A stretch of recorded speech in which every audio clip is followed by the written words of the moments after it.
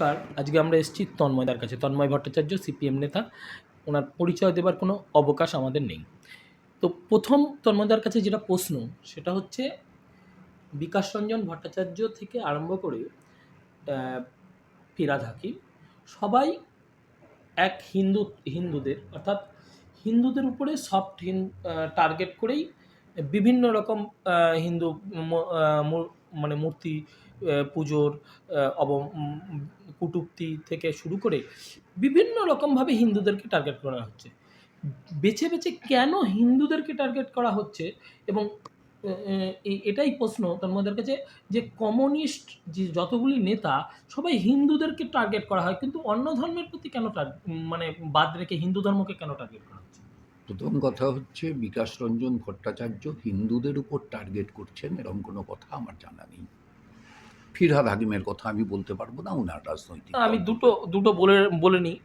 তন্ময়দার জ্ঞাত অনুসারে দু একদিন আগে একটি বক্তৃতায় উনি হিন্দু মূর্তি পুজো এবং হিন্দু মূর্তি নিয়ে বিভিন্ন রকম, আমি সেই প্রসঙ্গে যেতে চাইছি না, এবং আমার একদম স্পেসিফিক, এবং দেখা গেছে যে ধর্মতলায় গরুর মাংস খেয়েছেন, কিন্তু কোনোদিন দেখা যায়নি মোহাম্মদ সেলিমকে উটের মাংসের পার্টি করতে, এই শুয়োরের মাংসের পার্টি করতে। কিন্তু এই যে বারে বারে ধর্মীয় আঘাত কেন হিন্দুদের উপরে?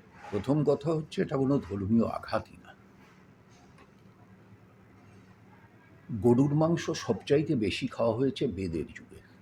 না, আপনি ঋগ্বেদ পড়ুন, ঋগ্বেদ পড়লে আপনি দেখবেন ঋগ্বেদের 70% শ্লোকে প্রার্থনা করা হচ্ছে আমাদেরকে ভালো দুগ্ধবতী মাংসল গাভী দাও।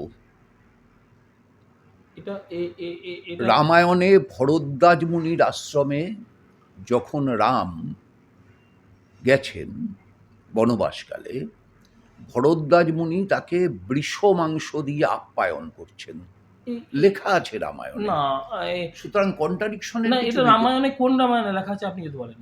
কোন রামায়ণে? মানে রামায়ণে, বাল্মীকি রামায়ণে লেখা আছে। রামায়ণে লেখা আছে। কত নাম্বার শ্লোকে বলতে পারবেন কি? শ্লোকের নাম্বার তো আমি এক্ষুনি মুখস্থ নেই, তাহলে আমাকে আরেকবার দেখতে হবে। হ্যাঁ, দেখি, মানে দেখতে হবে। কিন্তু একদম নিশ্চিত করে ভরদ্বাজ মুনির আশ্রমে বনবাস পর্বে রাম যখন ভরদ্বাজ মুনির আশ্রমে গেছেন, তখন ভরদ্বাজ মুনি রামকে ফল মূলাদি বৃষ মাংস দিয়ে আপ্যায়ন করলেন, নির্দিষ্ট করেই লেখা আছে। আসলে শুনুন, আসলে ব্যাপারটা হচ্ছে, মানুষ যখন ধর্ম ছিল না তখনও তো মানুষ। সমস্যাটা হচ্ছে, যখন ধর্ম ছিল না তখনও তো মানুষ ছিল, বেদের যুগের আগেও মানুষ ছিল।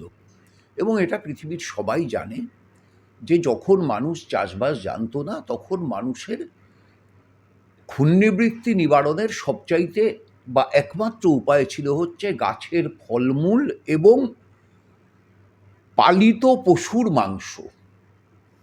এবার কোন পশুকে পালন করা সবচাইতে সহজ? খুব স্বাভাবিক নিয়মে গরু। এবং সেই জন্য পৃথিবীর সর্বত্রই মানুষ গোমাংস ভক্ষণ করত, এতে কোনো আশ্চর্য হওয়ার কিছু নেই।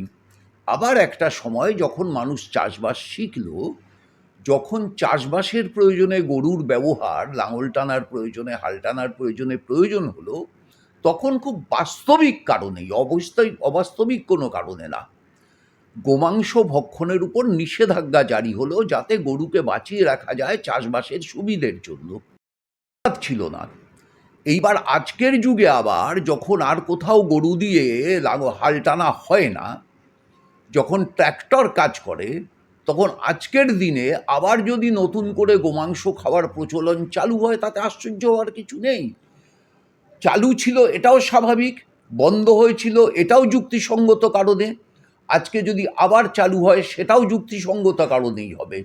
আপনাকে যুক্তিটা মানতে হবে। গরুকে কে দেবতা বললো আর কে দেবতা বললো না? আচ্ছা, গরু যদি দেবতাই হয়, দেবতা তো আলাদা করে ভারতের দেবতা, আলাদা করে আমেরিকার দেবতা হতে পারে না। আমি এখানে দেবতা মানে তো বিশ্ব ব্রহ্মাণ্ডের দেবতা। তন্ময়দা, আপনাকে আমি এখানে থামিয়ে প্রশ্ন করছি যে হিন্দুরা গরুর মাংস খায় না, আপনারা জানেন, এবং আপনারা এটা ক্লিয়ার কনসেপ্ট, কিন্তু তা সত্ত্বেও বারে বারে হিন্দু এবং মুসলমানরা শুয়োরের মাংস খায় না, মুসলমানরা হারাম শুয়োরের মাংসকে ভাবে, এবং হিন্দুরাও গরুর মাংসকে হারাম ভাবে, মা ভাবে যেহেতু গোমাতাকে খাওয়া যায় না। গোমাতাকে, এটা আপনারা জেনে শুনে ইন্টেনশনালি প্রত্যেকবার কমিউনিস্ট নেতারা কেন বারে বারে হিন্দু ধর্মের উপরে স্পেসিফিক, কেন শুয়োরের মাংস হিসাবে কোনোদিন মানে মুসলিম বিরোধী কোনো কথা শোনা যায় না? কেন আপনি এনে ইসলামিক দিন না বিরোধী- শুয়োরের মাংস, আমি এক্ষুনি খাবো আপনার না, সামনে। কোনো ইসলামিক নেতা আপনাদের নিচে কমিউনিস্ট- রুটি আছে, আপনি শুয়োরের মাংস এনে দিন, আমি খাবো। না, আপনার সম্পাদক সেলিম সাহেব কি খাবেন? দেখুন, পার্টিতে আসবেন? আমি তো সেলিম না, সাহেবের উনিও তো কমিউনিজম নেতা, কোনোদিন তো দেখতে পাওয়া যায় না। আমি তো সেলিম সাহেবের খাদ্যাভ্যাস নিয়ন্ত্রণের মালিক নই। না, আমাদের সেলিম পশ্চিম- সাহেবও আমার খাদ্যাভ্যাস না, নিয়ন্ত্রণের কখনো মালিক তো নয়। দেখা যায় না। যার যেটা ভালো লাগবে সে সেটা খাবে। পৃথিবীর সমস্ত খাদ্যবস্তুর ভিতর যার যেটা ভালো লাগবে, খেতে ইচ্ছে করবে, খাবে। মানে তন্ময়, যদি আমার- 10টা মুসলমান শুয়োরের মাংস খায়, খাবে। যদি 10টা হিন্দু গরুর মাংস খায়, খাবে। যদি 100টা হিন্দু গরুর মাংস না খায়, খাবে না। না, আমার প্রশ্ন, এক সময় তো হিন্দু পরিবারে, আমাদের মতো ব্রাহ্মণ পরিবারে মুরগির মাংস ঢোকায় বিধি নিষেধ ছিল। মুরগির মাংস ঢুকতো না। না, সে এখনো অনেক পরিবারে এখনো অনেক পরিবারে ঢোকে না। আমি আমার নিজের দাদার বিয়ের সময়, আমার দাদার যে দেখুন- বাড়িতে বিয়ে হয়েছে সেই শ্বশুরবাড়ি, সেই শ্বশুরবাড়ির লোকেরা তখন অবধি ব্রাহ্মণ পরিবার, তখন পর্যন্ত তারা মুরগির মাংস খেত না। এবং আমার দাদার বিয়ের মেনুতে মুরগির মাংস হয়েছিল বলে তারা মাংস খায়নি, তারা সবাই ভেজ খেয়েছিল। না, আমার এখানে প্রশ্ন হচ্ছে, ওটা তো একদম পারিবারিক বিষয়, কিন্তু পারিবারিক বিষয় না, public domain- বহু হিন্দু পরিবারে মুরগির মাংস খেত না। তন্ময়দা, আপনি একদম বাস্তব সত্য কথা, কিন্তু দেখা যাচ্ছে যে একজন পাবলিক ডোমেনের নেতা, পাবলিক ডোমেনে যেখানে একজন নেতা সমাজের নেতৃত্ব দিচ্ছেন, একটা সমাজকে, একটা জাতিকে, একটা ধর্মকে টার্গেট করে, এবং তিনি ধর্মের মানে হিন্দু ধর্মের দেবদেবীকে নিয়ে কটূক্তি করছেন, আমি সেই মানে বলছি না, তিনি গরুর মাংস, মানে এটা কি কমিউনিজমের একটা পার্ট যে হিন্দুদেরকে টার্গেট করা? একদমই না, একদমই না। কিন্তু কেন করা হচ্ছে? প্রথম কথা, করা হচ্ছে না, এটা অপব্যাখ্যা হচ্ছে। দ্বিতীয় কথা হচ্ছে এটা যে কমিউনিস্টরা, তাদের ধর্ম হচ্ছে মানবতা। তাদের ধর্ম হিন্দুইজমও না, তাদের ধর্ম ইসলামও না, তাদের ধর্ম খ্রিস্টানও না। কখনো তো ইসলামকে নিয়ে বলা হয় না, মানে কে বলেছে বলা হয় না? আপনি শুনতে চান আমি বলছি কি বলবো বলুন? বলুন আপনি, মানে ইসলাম ধর্মের যে আমি কানুন- বলছি, ইসলাম ধর্মের সবচাইতে বড় যেটা দুর্বলতা, সেটা হচ্ছে ইসলাম ধর্ম আসলে অনেক পরে এসেছে। তো আমি তোমাকে বলছি, আগে একবার বলেছি যে ইসলাম ধর্মটা যেহেতু সবচেয়ে পরে এসেছে, এবার পরে আসার অ্যাডভান্টেজ হিসাবে সেটা মোর আধুনিক। এবার এই আধুনিকতায় তারা একটা নির্দিষ্ট আচরণবিধি নির্মাণ করলো, এবং ধর্মটা যেহেতু সেমেটিক ধর্ম, সেহেতু সেই ধর্মাবলম্বী সকলে সেই আচরণবিধিটার আন্ডারে গেল। হিন্দু ধর্মে সেটা নেই। খ্রিস্টান ধর্মেও নির্দিষ্ট আচরণবিধি আছে, হিন্দু ধর্মে সেটা নেই। তাহলে হিন্দু ধর্মে সেটা নেই বলে কিন্তু বিকাশ রঞ্জন ভট্টাচার্যকে সবাই হিন্দু মনে করে। দাঁড়াও না বাবা, হিন্দু ধর্মে আমি শিবের উপাসক হতে পারি। একদম। আবার কালী আবার আবার আবার এই শিবকেই সমুদ্র মন্থনে যখন অমৃত পাওয়া গেছিল আর গরল উঠেছিল, তখন স্বর্গের দেবতারা অমৃতটা পান করে চলে গেছিল, গরলটা রেখে গেছিল শিবের জন্য। আচ্ছা, এবার আমি যদি তোমার জন্য তলা থেকে যদি এখন এক প্লেট মিষ্টি আসে অমৃত এবং গরল মেশানো, আমি আর ও যদি অমৃতটা খেয়ে নিয়ে গরলটা তোমার জন্য রেখে দিই, হোয়াট ডাজ ইট মিন? আমি তোমাকে মারতে চাই? সহ্য ক্ষমতা বেশি। আমি তোমাকে মারতে চাই। মানে এটা- তোমার সহ্য ক্ষমতাটা তো পরে পরীক্ষা হবে, পরে পরীক্ষা হবে। আমি আর ও যখন গরলটা তোমার জন্য রেখে গেলাম অমৃতটা নিজেরা খেয়ে নিয়ে, তখন আমার আর ওর ইন্টেনশনটা তো ক্লিয়ার, তোমায় না, মারতে চাই। এটা এরকমও হতে পারে, মানে উফ, আপনি আবার যেমন- হতে পারে কিসের? আমার আর ওর ইন্টেনশনটা কি? কেন গরলটা রাখলাম? মানে আমি দুটো পক্ষ নিয়ে বলছি, মানে ধরুন আপনি বলছেন ইন্টেনশনটা এরকমও হতে পারে, আবার এরকমও হতে পারে যে ওনার সহ্য ক্ষমতা আছে, ওনাকেই দেয়া হোক। এটা মহা মুশকিল, সেটা আমি জানবো কি করে? আর এটাই বা জানবো কি আমি করে জানবো আপনি কি করে? যে ইন্টেনশনটা না, ওনার আমি জানবো কি করে? আমি আরো জানবো কি করে তোমার সহ্য ক্ষমতা মানে আছে? দুটোই কন্ট্রাডিকশন, মানে আপনার পক্ষে বিপক্ষে দুটোই তো। এটা লজিক না, এটা ফ্যালাসি। না, আপনি লজিক যেটা আর ফ্যালাসির আপনি ভিতরে যেটা ভাবছেন সেটা ঠিক, আর লোকে যেটা কখনোই না, ভাবছে কখনোই না। এরকম তো হতে কিন্তু পারে। তুমি যেটা বলছো সেটা ফ্যালাসি, আর আমি যেটা বলছি সেটা লজিক। কারণ যে শাস্ত্রে এটা আছে সেই শাস্ত্রেই এটা আছে, শিবকে মেনে নিতে স্বর্গের দেবতাদের আপত্তি ছিল, সেখানেই আছে এটা। এবং সেই জন্য তারা গরলটা রেখে গেছিল। কিন্তু শিব সে এতটাই ক্ষমতাশালী ছিল যে সে সেটা কণ্ঠে ধারণ করলো, গিললও না, ওগরালোও না। তাই তার নাম নীলকণ্ঠ হলো। স্বর্গের দেবতারা বুঝলো যে শিবকে মাত দেওয়া যাবে না, তখন তারা তাকে দেবাদিদেব মহাদেব বানিয়ে অনেক উপরে স্থান দিল। কিন্তু আমার পুরনো কথাটার যুক্তি এবার তুমি মানতে বাধ্য, কিন্তু শিবকে তো তারা রাজবেশ দিল না। হিন্দু ধর্ম বিশ্বকর্মাকে যে পোশাক দিয়েছে, ইন্দ্রকে যে পোশাক দিয়েছে, কার্তিককে যে পোশাক দিয়েছে, শিবকে কি সে পোশাক দিয়েছে? দেয়নি তো। তাহলে দেবাদিদেব মহাদেব, কিন্তু পরনে বাকছাল, পরনে কিন্তু বাকি দেবতাদের মতো রাজবেশ নেই। তাহলে মানল না, অর্থাৎ স্বীকার করলো কিন্তু মর্যাদা দিল না।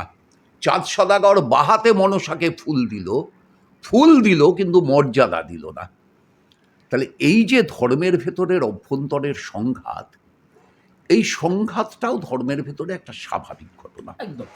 এখন Democracy, প্রশ্নটা হচ্ছে যে এই গণতন্ত্র। রাইট, ইউ এটাই। আর রাইট। একদম গণতন্ত্র। তাহলে এই ধর্মের ভেতরের অভ্যন্তরীণ গণতন্ত্রটা যতদিন পর্যন্ত বিরাজমান ছিল, হ্যাঁ, তারাও ছিল, ততক্ষণ পর্যন্ত ধর্ম প্রগতিশীলতার কথা বলেছে। এই ধর্মের ভেতরে গণতন্ত্রের বিরাজমানতাটাকে শেষ করে দিলেন হচ্ছে মনু এসে। না, মনু তার এখানে কোনো পার্টি নেই। আমরা কে তো বলেছে মনুকে পার্টি? ধরছিই না। কে বলেছে আপনারাই পার্টি? একমাত্র মনুকে ধরেন। না, আমি তো ধরবই, কমিউনিস্টরাই মনুকে ধরবই ধরে। ধরবই। শুনুন, আমাদের ধর্মে আমি একটা কথা বলি, মানে এখানে বলি, আমি যে মানে আমরা যে বাংলাতে আছি সেই বাংলাকে বলা হতো অক্সফোর্ড। মানে যেহেতু নবদ্বীপকে সাংস্কৃতিক একটা টোলের একটা ব্যবস্থাপনা ছিল এবং সেটা বিংশ শতাব্দী ধরে ছিল। সেই টোলে ছিল তর্ক, মানে তাদের উপাধি দেওয়া হতো তর্কনবীশ, তর্ক অলঙ্কার, তর্ক বাঘ, তর্ক বিশেষজ্ঞ। এই যে তর্ক, আসলটাই বললেন না, তর্করত্ন। হ্যাঁ, তর্করত্ন, মানে সরি। তো বিভিন্ন যে দেয়া হতো, এগুলো ডিবেট ছিল। এটাই ছিল গণতন্ত্রের ধর্মের একটা পার্ট, হচ্ছে ডিবেট করা, গণতান্ত্রিক পদ্ধতি। কিন্তু আমার প্রশ্ন, আমার এখানে স্পেসিফিক প্রশ্ন, ইসলাম ধর্মে এরকম সিস্টেম আছে যে কাফের হচ্ছে যে আপনার ধর্মকে বিশ্বাস করে না, মানে ইসলামকে বিশ্বাস করে না, তার সঙ্গে মেশা যাবে না, চলা যাবে না। এটা দেখুন, আমি তো আর ধর্মকে পাল্টাতে পারবো না, এটা কোরআনে লেখা আছে নাকি, আমি আমি আমি পারবো না। কিন্তু প্রশ্ন হচ্ছে, যেখানে অন্য ধর্মগুলো বসুধৈব কুটুম্বকম মনে করে না, যেখানে হিন্দু ধর্ম কন্ট্রাডিকশন, আপনি বললেও হিন্দু ধর্মের বিরোধিতা করলেও আপনি হিন্দু, আপনি হিন্দু ধর্মের পক্ষে বললেও আপনি হিন্দু, বিপক্ষে বললেও আপনি হিন্দু, হিন্দুরা এটাই মনে করে। তো সেখানে হিন্দু ধর্মকে ছোট করা হচ্ছে বারবার, এইটাই হচ্ছে প্রশ্ন। আদৌ এটা ঘটনা নয়। প্রথম কথা হচ্ছে, হজরত মোহাম্মদ কোরআনও লেখেননি, হাদিসও লেখেননি। হজরত মোহাম্মদ কিচ্ছু লেখেননি। এবং আধুনিক গবেষণা বলছে হজরত মোহাম্মদ লেখাপড়া জানতেন না। আধুনিক গবেষণা বলছে তিনি কিছু যে জায়গা দখল করতেন যুদ্ধ করে। মনে রাখতে হবে, হজরত মোহাম্মদের কার্যকাল বা হজরত মোহাম্মদের পথ পরিক্রমা কিন্তু মক্কা থেকে মদিনা আর মদিনা থেকে মক্কা, তার বাইরে হজরত মোহাম্মদ কোথাও যাননি। মক্কা থেকে মদিনা জয় করতে করতে গেছেন, মদিনা থেকে মক্কা ফিরেছেন, যার জন্য ওদের দুটো প্রধান ধর্মক্ষেত্র মক্কা আর মদিনা। ঠিক আছে? এবং এই যে জায়গাটা হচ্ছে সবটাই মরু এলাকা। এই যে গোটা মরু এলাকাটা জুড়ে হজরত মোহাম্মদ তার কাজ চালিয়েছেন, এবং সেখানে তিনি যে নতুন সিস্টেম চালু করেছেন, একটা জায়গা দখল করেছেন, সেই জায়গার কাউকে শাসনভার দিয়েছেন এবং তাকে কিভাবে শাসনভার পরিচালনা করতে হবে তার কিছু নির্দেশ দিয়েছেন। এটা হজরত মোহাম্মদের বাণী, এটা কোরআনও না, এটা হাদিসও না, এটা হজরত মোহাম্মদের বাণী। আপনি বিস্ফোরক শব্দ বলছেন। ইয়েস, ইসলাম ধর্মের উপরে ভিত্তি করে দাঁড়িয়ে আছে কোরআন, মানে মনে করা হয় যে হজরত মোহাম্মদের বাণী। ইয়েস, কোরআনকে হজরত মোহাম্মদের বাণী মনে করেছেন কে? যারা কোরআন লিখেছেন তারা, যারা হজরত মোহাম্মদের জনপ্রিয়তাকে তাদের স্বার্থে ব্যবহার করেছেন তারা, যেমন মনু করেছেন কৃষ্ণের জনপ্রিয়তাকে ব্যবহার।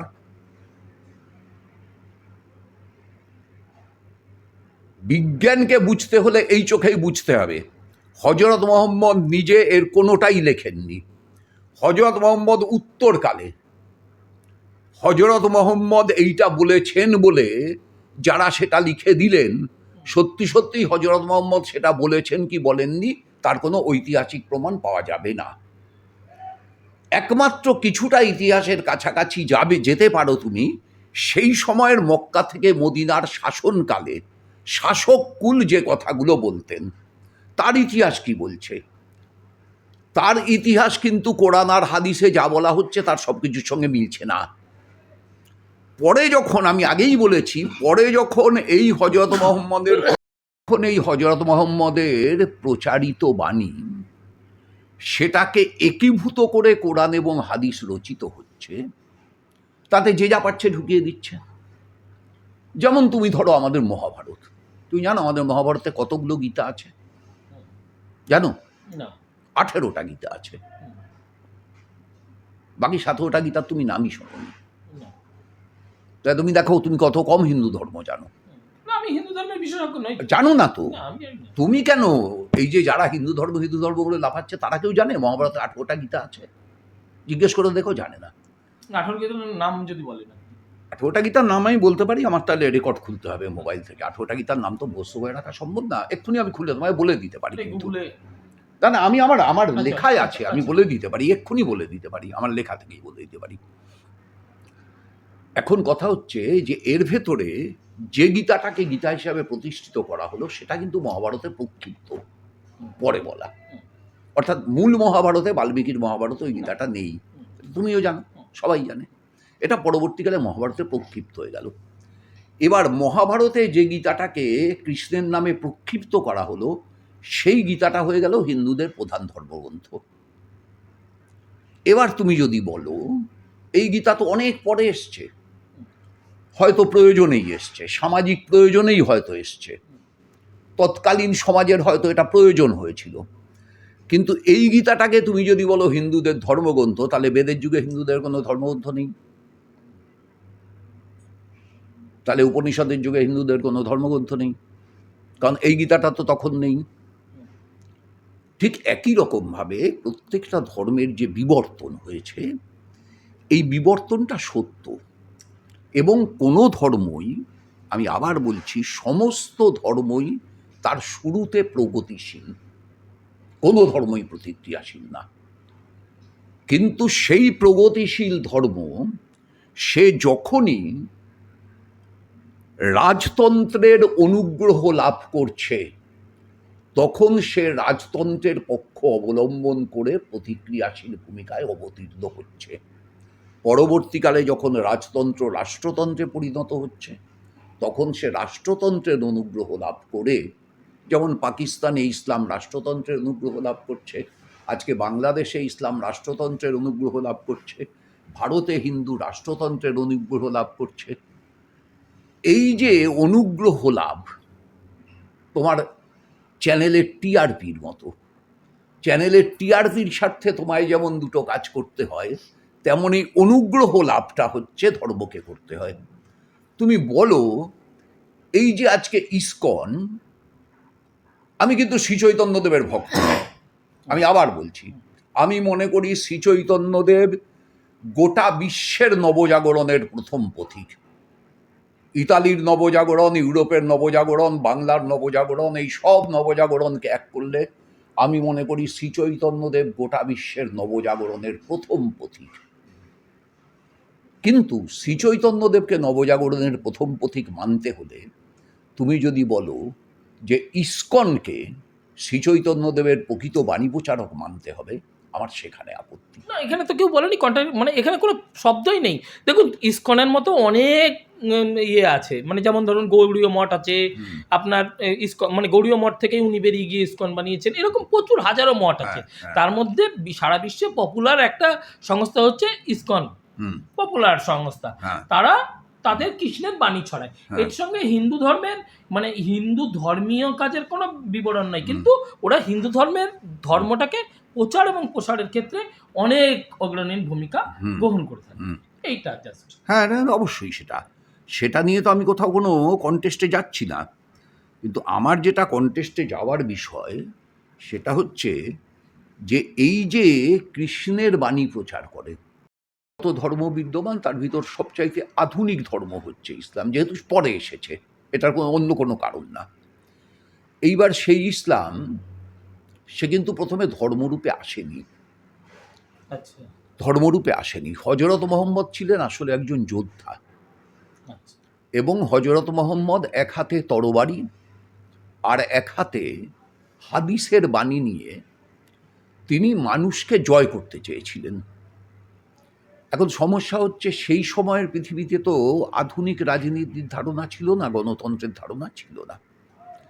ধরুন আমাদের শ্রীচৈতন্যদেব তো আমি মনে করি যে নবজাগরণের কথা বলা হয়, সেই নবজাগরণের প্রথম পুরুষ হচ্ছে শ্রীচৈতন্যদেব, আমি মনে করি। অনেকে মনে নাও করতে পারেন, কারণ Sri Chaitanyadev is the first man যিনি সংগঠিত মিছিলের জন্ম দিয়েছেন। তার আগে কেউ কোথাও সংগঠিত মিছিল করেনি, কিন্তু তার ফর্মটা হয়েছে ধর্ম। কিন্তু ধর্মের ফর্মে তিনি আসলে নিলেন কাদেরকে? নিলেন হচ্ছে সেই সময়কার সমস্ত অস্পৃশ্য, মুচি, মেথর, দলিত, জবন, সকলকে এক করলেন। এই যে মানবতাবাদ, সকলকে এক করার মানবতাবাদ, যে কথা বিবেকানন্দ পরে গিয়ে বলছেন, সেটা তো বেদেও আছে। আছে তো। আমি তো বেদও বলতে চেয়েছিলাম, আপনি তখন বাধা দিয়েছিলেন আমায়। আমি বলছি এই মানবতাটা হচ্ছে আসল ধর্ম। এবার এই মানবতাবাদের ধর্ম, সেটা ইসলামেও ছিল, সেটা খ্রিস্টানেও ছিল, সেটা বেদেও ছিল। এবার এই ধর্মগুলো যখন প্রাতিষ্ঠানিক হয়ে গেল, ইসলাম ধর্ম প্রগতিশীলতার কথা বলল, কিন্তু যখনই সেটা মৌলবীর হাতে গিয়ে পড়ল, মক্কার হাতে গিয়ে পড়ল, তখন সেটা হয়ে গেল প্রতিক্রিয়ার পাহারাদার। যিশু বলছেন, একটা সূঁচের ফুটো দিয়ে যদি একটা উটও গলে যেতে পারে, তাহলেও এক পুঁজিবাদী গলতে পারবে না। কত বড় বিপ্লবের কথা! সেই খ্রিস্টান ধর্ম যখন ভ্যাটিকান সিটির হাতে পড়ে গেল, তখন সেটা হয়ে গেল প্রতিক্রিয়ার পাহারাদার। সামবেদের উদার গোষ্ঠীগত গান যে উদারতার কথা বলল, ঋগ্বেদ যে প্রার্থনার কথা বলল, এমনকি আমাদের উপনিষদ যখন বলল শৃণ্বন্তু বিশ্বে অমৃতস্য পুত্রা, এই সব কিছু মিলে আমাদের যে অতীত, সোনার অতীত, সেই সোনার অতীত যখন গিয়ে মনুর হাতে পড়ে প্রাতিষ্ঠানিক চেহারা নিল, ব্রাহ্মণ্যবাদের আধিক্য প্রতিষ্ঠিত হলো, তখন হয়ে গেল হচ্ছে সেটা প্রতিক্রিয়াশীলদের পাহারাদার। এবং উত্তরপ্রদেশ থেকে গুরু নানক যখন পাঞ্জাবের দিকে যাচ্ছেন তার নূতন ধর্ম প্রচার করতে, সেই নূতন ধর্ম প্রচার করার পথে তিনি হিন্দুদের থেকে বাধা পেলেন। গুরু নানকের ৩ কিংবা ৪ জন সন্তান যারা গুরু নানকের সঙ্গে যাচ্ছিলেন, তারা তৎকালীন ব্রাহ্মণ্যবাদী হিন্দুদের হাতে খুন হলেন পথে। গুরু নানক সেই সন্তানদের লাশ পথে ফেলে তার নূতন ধর্ম প্রচার করতে করতে পাঞ্জাব পর্যন্ত গিয়ে পৌঁছলেন, এবং সেখানে তার নূতন ধর্মে মানুষকে আকৃষ্ট করলেন।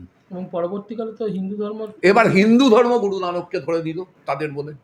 তা আমি বলছি, যে গুরু নানকের ছেলেদের তুমি খুন করলে তার নতুন ধর্মের জন্য, সেই গুরু নানককে তুমি যখন মেনেই নিলে বাবা, তাহলে যে ইসলাম তোমায় কাফের বলছে সেই ইসলামকেও মেনে নাও না, মিটে যায় তো সমস্যা। এর আইডিওলজি হিসেবে একটা জিনিস ঘোষিত হয়, আর হিডেন এজেন্ডা থাকে।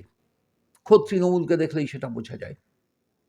দলের যে আইডিওলজি আর দল যা করে তা কি মেলে না তো। হিডেন এজেন্ডা আছে তাদের। বিজেপিকে দেখলেও বোঝা যায় তাদের হিডেন এজেন্ডা তো হিন্দু রাষ্ট্র গঠন। তারা কি নির্বাচনী ইস্তেহারে বলেছিল হিন্দু রাষ্ট্র গঠন করব? বলেনি তো। সুতরাং যে কোনো একটা দলকে আপনি যখন বাইরের থেকে দেখছেন, তখন তার যেটা ঘোষিত আদর্শ, সেটাকে আপনি দেখছেন। সেই ঘোষিত আদর্শের পক্ষেই যেন সেই দল থাকে, কাজ করে, এটা দেখাটা সেই দলের সমর্থকদের, কর্মীদের কাজ। এবং তারা যদি সেটা করতে ব্যর্থ হন, তাহলে তাদের শাস্তি দেওয়াটা বৃহত্তর জনগণের কাজ। বৃহত্তর জনগণ তৃণমূল এবং বিজেপিকে শাস্তি দিলে তাহলেই এই প্রশ্নটা পরিষ্কার হয়ে যাবে। তৃণমূলকে সরাতে কি বিজেপির হাত ধরবেন আপনারা? কখনোই না। বিজেপি মানে আপনার কথা অনুযায়ী যে বিজেপির মূল এজেন্ডা যে যা আছে তাতে করে ওরা বাইরের এজেন্ডায় কাজ করে হিন্দু রাষ্ট্র তৈরি করবার যে পরিকল্পনা করে। কিন্তু তাহলে তো মূল এজেন্ডায় যখন নেই তাহলে বামপন্থীদের বিজেপির সঙ্গে হাত মেলাতে কোনো অসুবিধা নেই। কে বলেছে অসুবিধে নেই? হ্যাঁ, মানে একটা দল আপাদমস্তক স্বাধীনতা আন্দোলনের বিরোধী, একটা দল সেটা তো আপাদমস্তক কমিউনিস্টদের বিরুদ্ধে কে বলেছে কমিউনিস্টরা স্বাধীনতা আন্দোলনের বিরোধিতা করেছে? কোথায় করেছে? কোন ইস্যুতে করেছে? গান্ধীজির কোনো একটা স্লোগানের সঙ্গে একমত না হওয়া মানে স্বাধীনতা আন্দোলনের বিরোধিতা করা। আন্দামান সেলুলার জেলে যারা জড়ি হয়েছে, বন্দী হয়েছিল, তাদের ৯৫% ফিরে এসে কমিউনিস্ট পার্টিতে যুক্ত হয়েছে। এবং তাদের চাইতে বড় স্বার্থত্যাগ কে করেছে? নেতাজিকেও তো আপনারা কে বলেছে নেতাজিকে তোজর কুকুর? কে বলেছে? কোন কমিউনিস্ট পার্টি বলেছে? একটা মিথ্যেকে ১০০ বার বলে মিথ্যে প্রতিবন্ধ করা হয়? কে বলেছে? কোন কমিউনিস্ট পার্টি বলেছে? আপনি আমায় দেখান। আপনি যেমন আমার কাছ থেকে গীতা দেখতে চাইলেন, আপনি আমায় দেখান তোজর কুকুর কে বলেছে? কমিউনিস্ট পার্টির কোন নেতা বলেছে? মানে একটি আপনার কথাই কার্টুন বলেননি। একজন একটি কার্টুন এঁকেছিলেন। সেই কার্টুনে তোজো একজনের পিঠে চড়ে যাচ্ছেন, যার পিঠে চড়ে যাচ্ছেন সেটার মুখটা অনেকটা নেতাজি আদলের কার্টুনে যেরকম হয়, এবং সেটার চেহারাটা অনেকটা গাধা সদৃশ। তিনি তোজোকে পিঠে করে নিয়ে যাচ্ছেন, মানে অপপ্রচারটাও ঠিক করে করতে জানেন না এরা। সেই কার্টুনটা প্রকাশিত হয়েছিল এবং তৎপরবর্তীকালে এই কার্টুনটা প্রকাশ করার দায়ে পত্রিকার যিনি সম্পাদক ছিলেন তিনি কমিউনিস্ট পার্টির তৎকালীন কেন্দ্রীয় কমিটির দ্বারা সমালোচিত হয়েছিলেন, এবং তারও পরবর্তীকালে জ্যোতি বোসের ঐতিহাসিক ভাষণ নেতাজি দেশপ্রেমিক। তা আপনি খালি ওই কার্টুনটা মনে রাখলেন আর সেটাকেও গাধাটাকে কুকুর বানিয়ে দিলেন এবং সেইটা প্রচার করতে লাগলেন ১০০ বছর ধরে। এটা প্রোপাগান্ডা। আর যদি অপপ্রচার, ১০০ ভাগ অপপ্রচার। আমি তো আপনাকে বলে দিচ্ছি, আপনি দেখান কোন কমিউনিস্ট পার্টির নেতা বলেছেন। সেই কার্টুনের নিচে কোনো কমিউনিস্ট পার্টির নেতার নাম ছিল না। কিন্তু এটা সত্যই, কমিউনিস্টরা সত্য গোপন করতে ভয় পায় না। এটা সত্য, এই কার্টুনটা ছাপা হয়েছিল এবং এই কার্টুনটা ছাপার জন্য সেই পত্রিকার সম্পাদক কমিউনিস্ট পার্টির কেন্দ্রীয় কমিটির সভায় সমালোচিত হয়েছিলেন, এবং সেই সমালোচনার পরেই জ্যোতি বসুর সেই ঐতিহাসিক বক্তৃতা নেতাজি দেশপ্রেমিক।